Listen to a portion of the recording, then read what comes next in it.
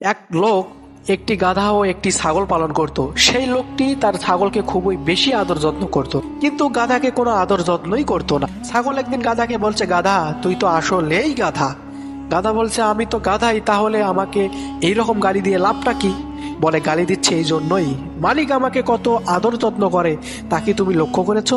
তোমাকে কিন্তু কোনো আদর যত্নই করে না, বরঞ্চ বাহির থেকে আসার সময় তোমাকে একটা থাপ্পড় দেয়, আবার যাওয়ার সময় আরেকটা থাপ্পড় দেয়, আর আমার গায়ের উপর হাত বুলিয়ে দেয়, গোসল করিয়ে দেয়, অনেক সুস্বাদু খাবার খাওয়ায়। তখন গাধা বলল, ভাই তোমার এত আদর যত্নের কারণ তুমি কি জানো? ছাগল বলল, না তা তো জানি না, তোমার এত আদর যত্ন বেড়েছে, কোরবানির চাঁদ উঠেছে সেই জন্য।